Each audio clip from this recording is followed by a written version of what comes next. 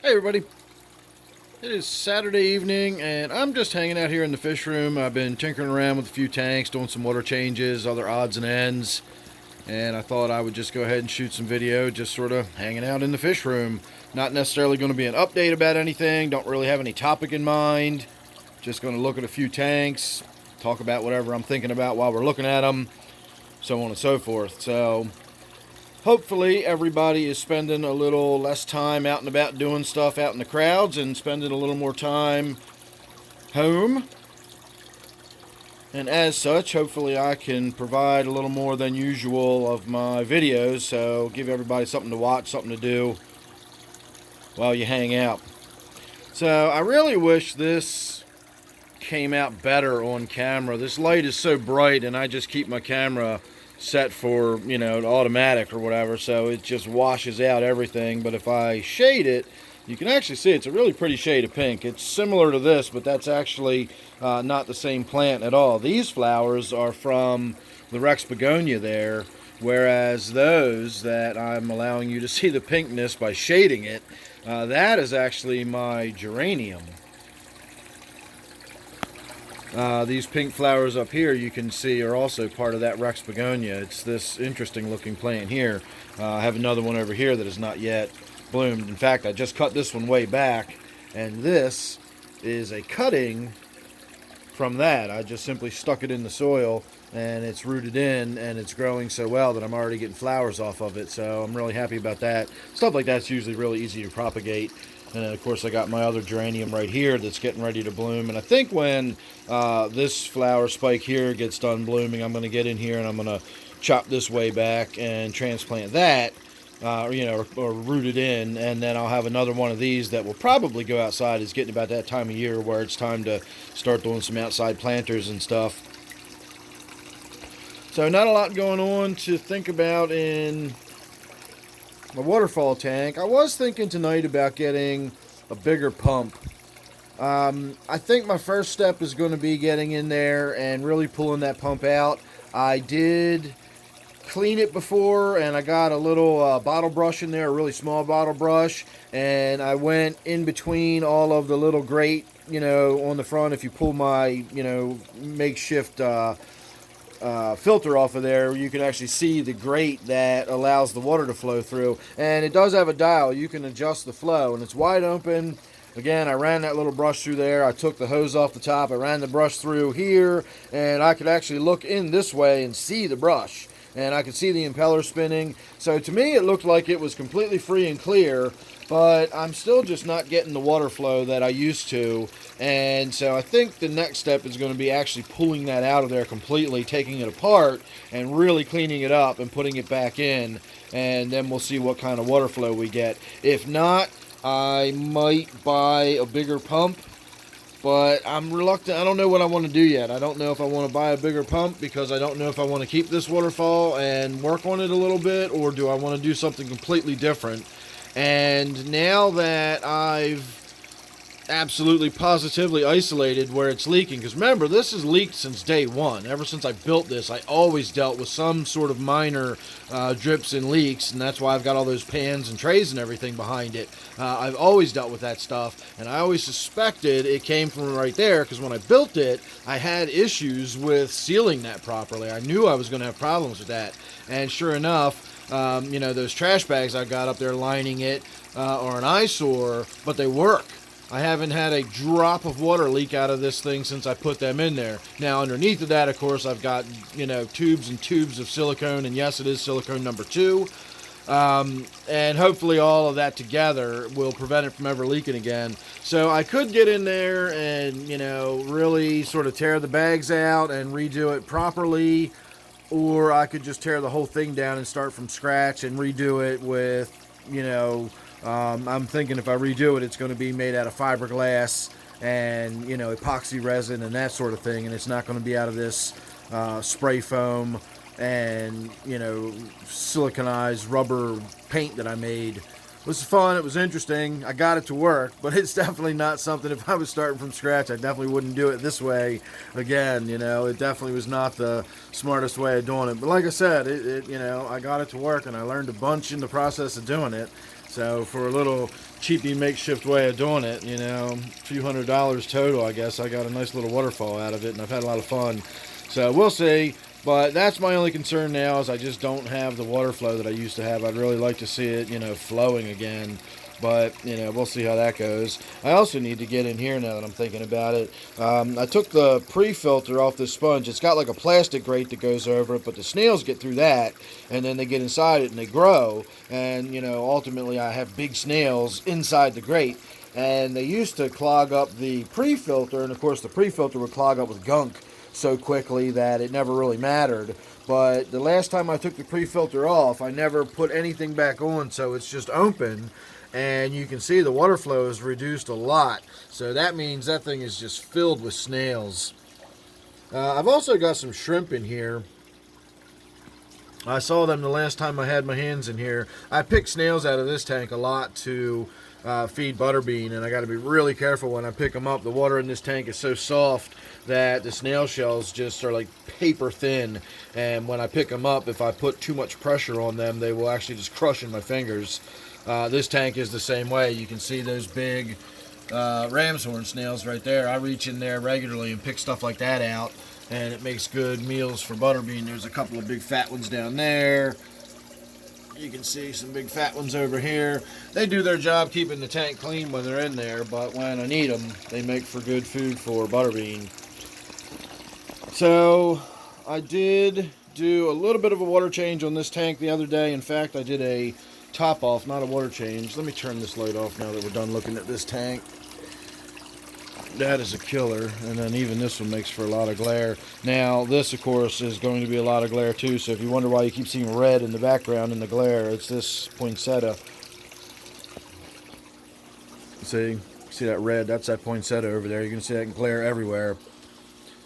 It looks like I need to get in here and work on getting the glass cleaned up, but other than that, I just did a water change, and I've been thinking more about my video where I was talking about how much light most of my tanks get, and this tank, which has stock lighting on it, does not get super vigorous growth, and my tank upstairs that has a standard hood with the stock lighting in my living room, I rarely have to get in there and ever do any, you know, maybe once a year I'll have to get in there and trim a little bit of Java fern out of it or something. It really just does not grow very fast in there at all. So I really think that's what it is. I think it's just because on tanks like this, I just have a, you know, crazy amount of lighting on there, and it makes the plants grow, you know, grow like crazy. Now this tank, of course, remember, I've got several gouramis in this tank, and then I have the Siamese algae eaters. I've got a few off-box grazers like the Hillstream loach.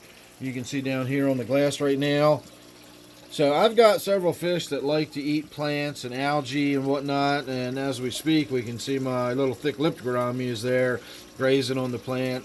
And so the fact that I've got plants in this tank at all is pretty amazing, especially since they are fairly soft plants for the most, well, I shouldn't say for the most part, for a large part of them are soft plants like this temple plant. And you know, you can see they take a beating. They definitely look like, you know, if that was out in my garden, I would assume I had snails or insects of some sort chewing on my plants.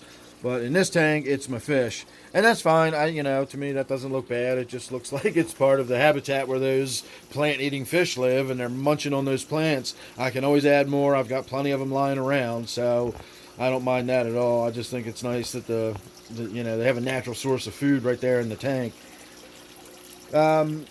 This tank, I actually was watching the diamond tetras the other day, and I kind of really wish I hadn't done this. My goal was to get them to spawn by giving them a nice cool water change, and I came in here to do it, and I stopped in the doorway and just kind of watched them for a few minutes, and it really looked like they were already spawning. They were, you know, with different sort of behavior. They're a fairly active fish normally. They're actually being pretty calm right now.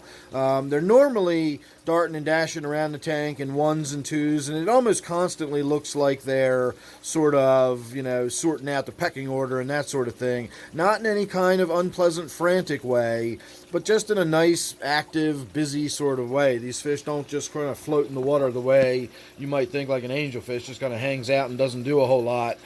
These fish aren't like that, but the behavior I was seeing the other day was definitely different. They were pairing off and they were dashing around, and they kept going in and out of the Anubias, and they were like disappearing like deep into the, between the leaves and everything, and then coming back out again several seconds later.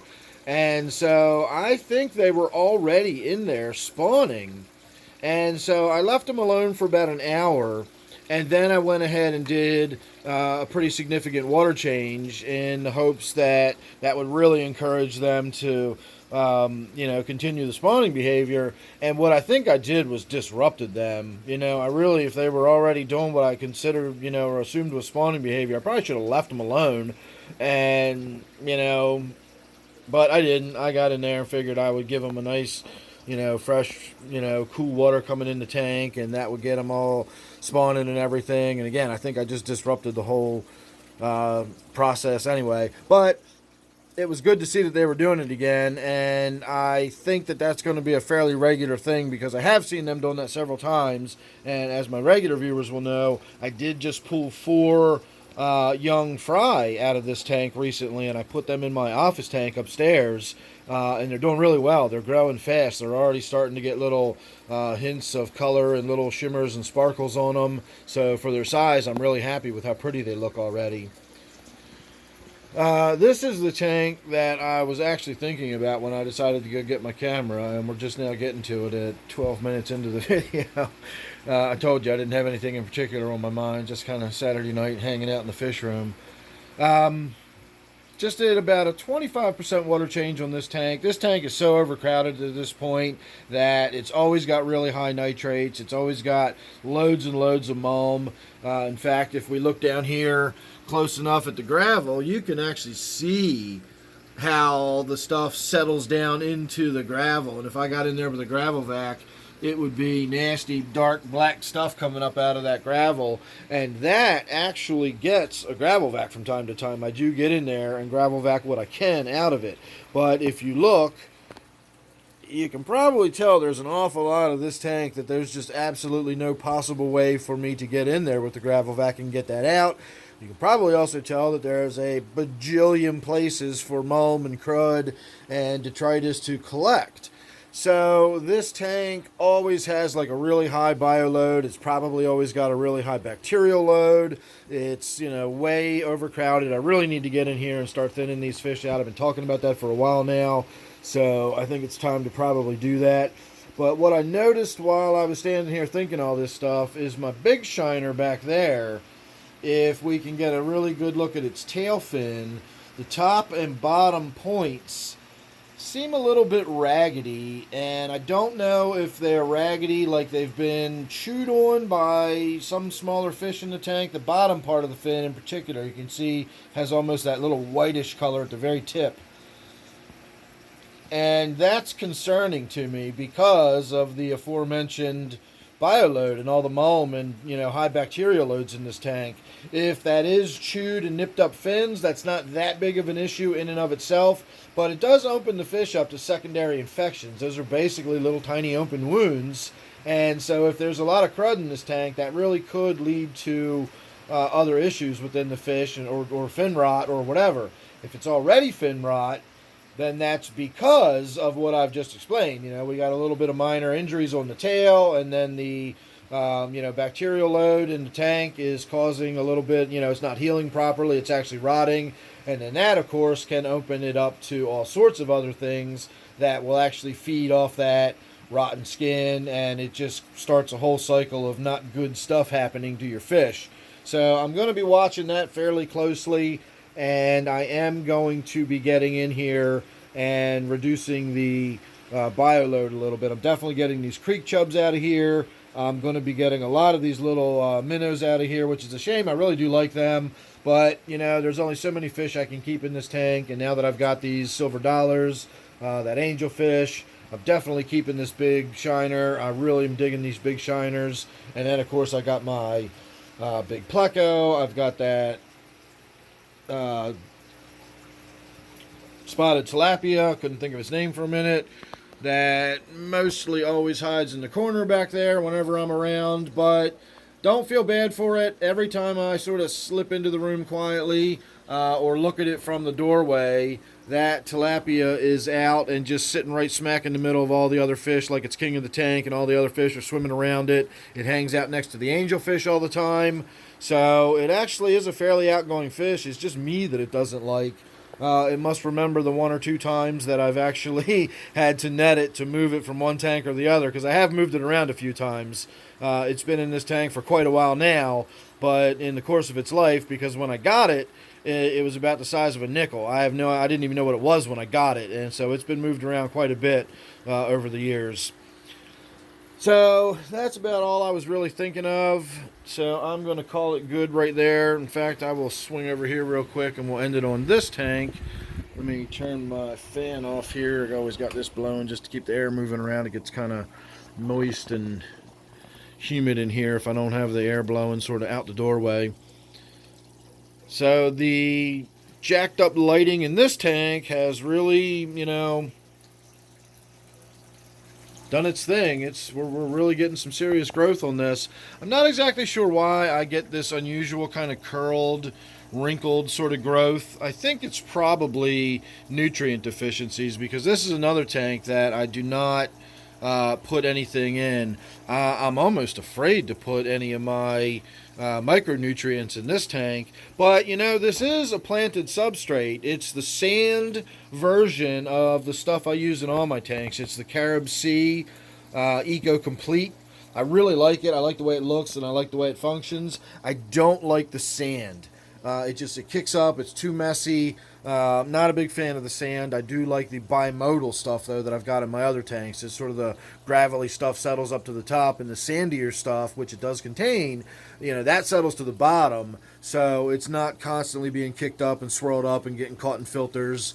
If you'll notice, you see this filter here, that is the bottom of the filter right there. I've just got one little section on it, and that keeps it well away from the bottom. I know I could put a sponge pre-filter on there, but when you do that, you prevent, you know, it doesn't draw the mulm and stuff in. I want it to be able to, you know, draw the stuff out of the tank, and you can see it's already collected a bunch of crud that I will need to get in there and clean off, you know, I'll grant you.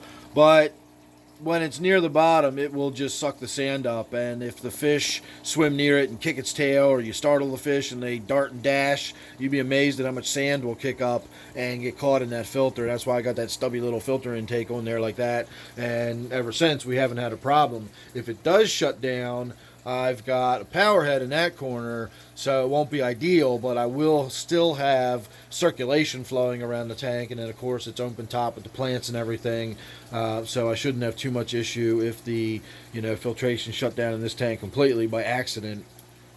But anyway, I feel like I'm rambling now. I could just, you know, wander around and chat about my tanks all night. So I'm going to call that good here and say thanks for watching. Hope you enjoyed that Saturday evening hang out in my fish room. Don't forget, this one here is my gudgeon tank. And I'll see you real soon in the next one.